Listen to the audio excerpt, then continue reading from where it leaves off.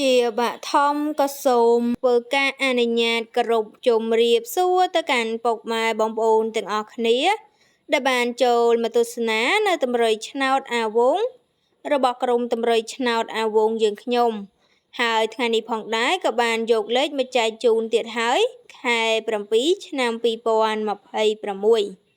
ហើយបើពុកម៉ែបងប្អូនពេញចិត្តនៅវីដេអូមួយនេះក៏សូមកុំភ្លេចជួយចុច like ម្នាក់មួយផងដែរវងសូមលេខធំ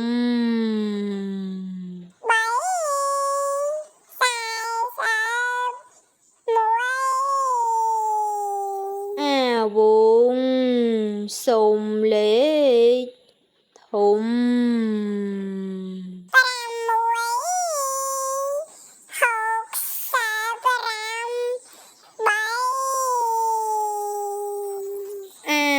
វងសូមលេខធំ